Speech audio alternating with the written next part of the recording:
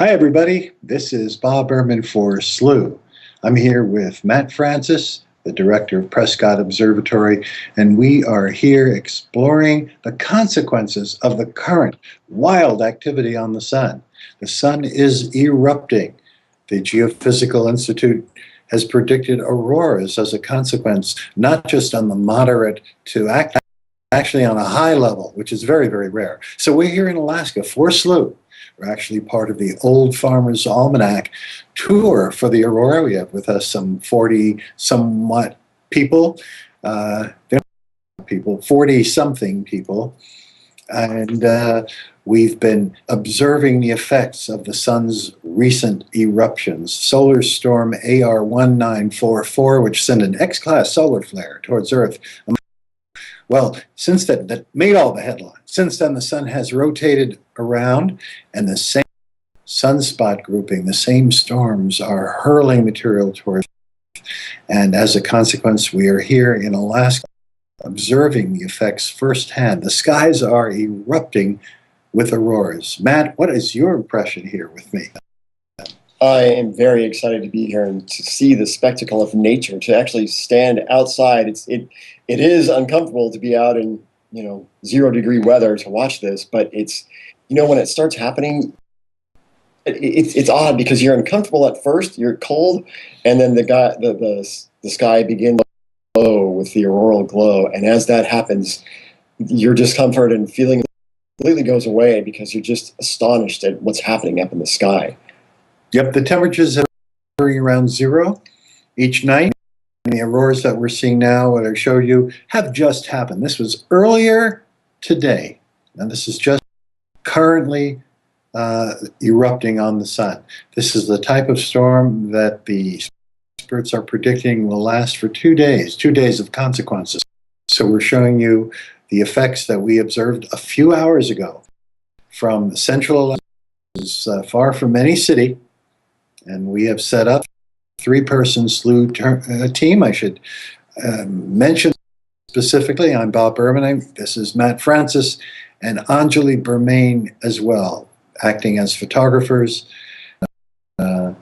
SLU's agents to try to, and I'm happy to say successfully captured the effects of the sun. We have recently been at the Prescott Observatory bringing you live images. And Matt, tell us about the eruptions on the sun that we've been broadcasting here at SLU.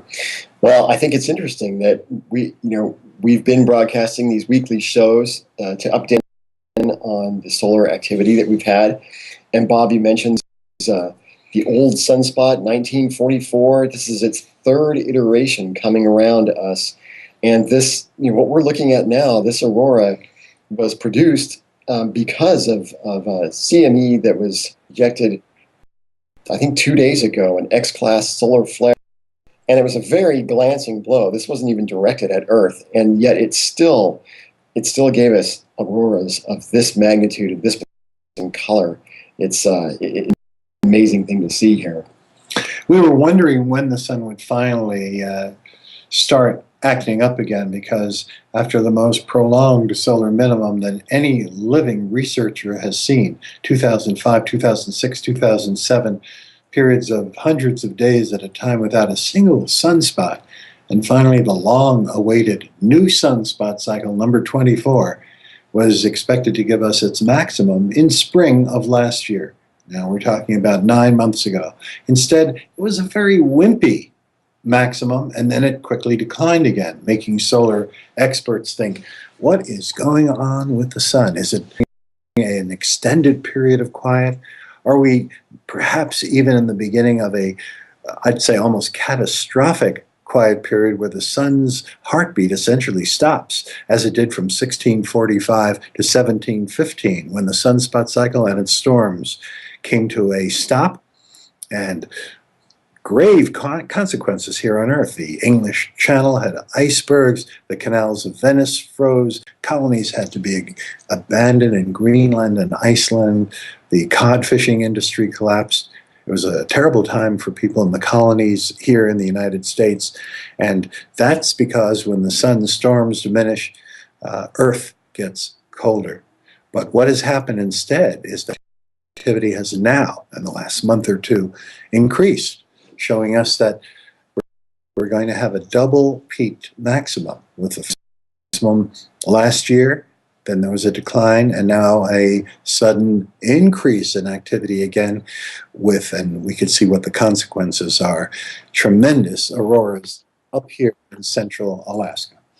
Yes, and you can see these photos that we're loading right now are showing the sort of a sequence of what happened to view the aurora. We go out at 11 p.m. to 3 a.m., and the sky just begins to glow, sort of a diffuse glow. And as it does in these pictures, northeast, and you can see this, it glows, and then it begins to brighten. And as it brightens, it becomes more defined, and the curtain type effect of the aurora really becomes defined in about an hour's time.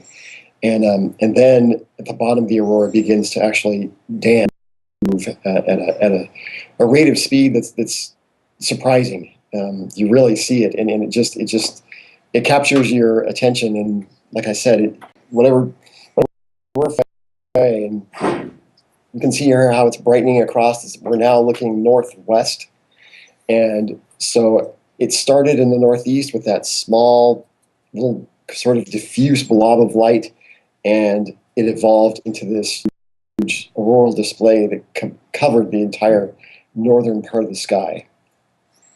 So we are seeing current auroras. This was taken just earlier today. All these images that we're showing you from away from any cities in Alaska.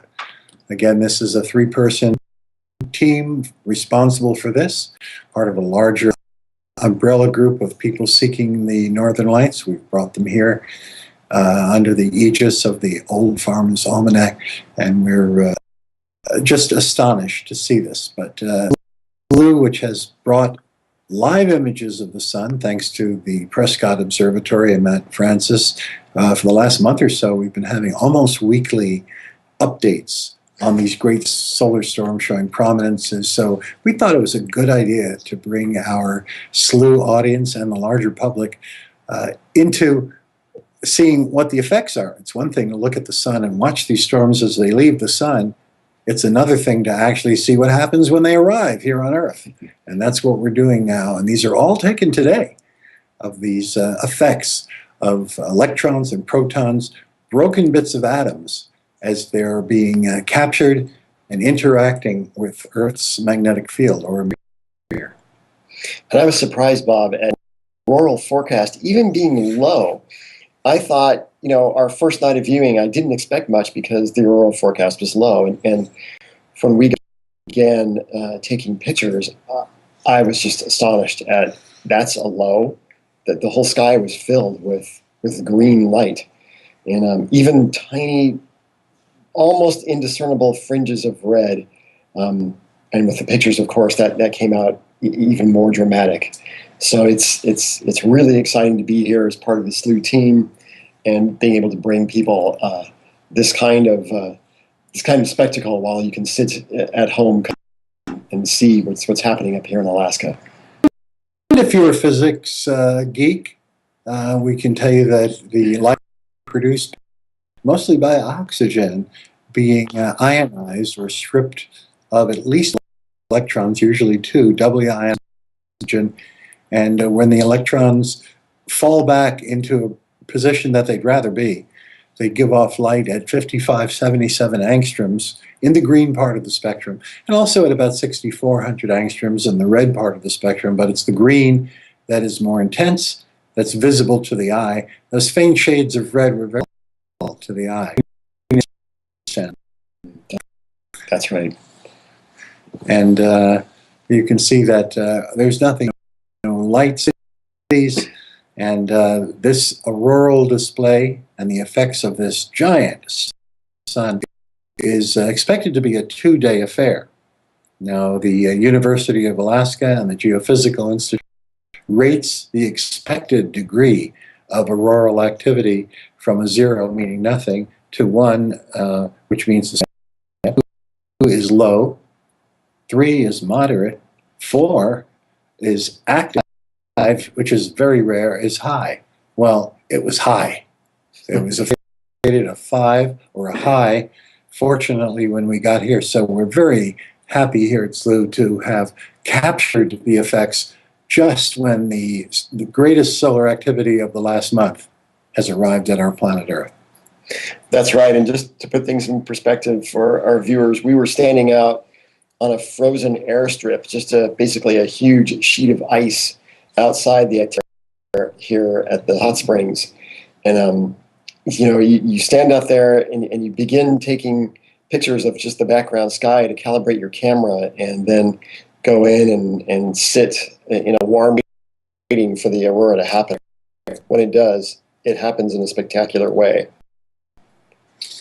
So this is our report from Alaska. We're showing you a lot more of the pictures now, one after another, because the aurora keeps changing. There is an aliveness to it. Some of the changes are like rustling draperies. These curtains of light slowly change, and other times there's very rapid pulsations as this material from the sun is pulled in and interacts with Earth's magnetosphere. You can see the clear colors. These are visible to the naked eye as this giant storm interacts with us. If we're a little more violent, then we'd have to start worrying about changing polar routes of jetliners so that passengers and crew would not receive too much radiation, and so that communications, the HF or high-frequency radio bands, would not be interrupted. There's also danger to pipelines and to electrical power generators. We're reminded of the great blackout that plunged 1/4 of Canada into darkness for a day and a half. That was back in March of 1989. So these auroras are only symptomatic of a much more powerful overarching effect from the sun. And it can do damage as well as create these gorgeous images that we're seeing. If we sound a little strange, it's because we've been up much of the night to film these for SLU, and we hope you enjoy them. We will be back showing you the sun again through the Prescott Observatory. Is that not so, Matt? When to the lower 48. That's right. When we get back to much warmer climates, I'll be happy to sit out there under the sun in my observatory and broadcast photos of the active of the sun. Yeah, generally it's degrees at night, and it's like astronomy from a meat locker. But we're glad to do it, even though we're spending hours at a time with the equipment to bring these. I think you'll agree these are just beautiful images. You can see the foreground mountains and trees, just to show you the perspective of how large part of the sky we're filming. That bright star currently being seen, that's the star Capella. Those of you who know the constellations a little bit, to give you perspective of what a large sweep of the heavens are being encompassed by this night's display of the aurora. As I say, this just happened today. We're bringing you the current images from this. So from Central Alaska, this is Matt Francis, Bob Berman for SLU. Hope you've been enjoying these, and we'll keep watching. And if we get some more for you, we'll send you more. Otherwise, we'll give you updates on the sun as they happen. That's right. So for now, hope you enjoyed them. For SLU, good night.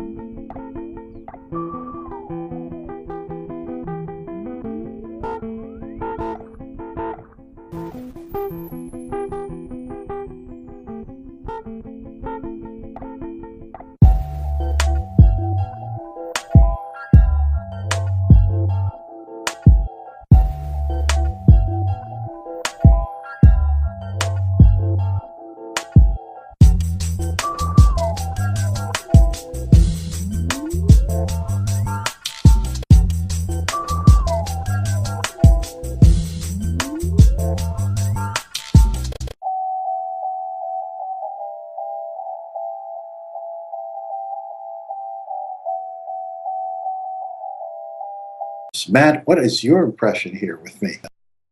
I am very excited to be here and to see the spectacle of nature, to actually stand outside. It is uncomfortable to be out in 0-degree weather to watch this, but it's when it starts happening, it's odd because you're uncomfortable at first, you're cold, and then the sky begins to glow with the auroral glow, and as that happens.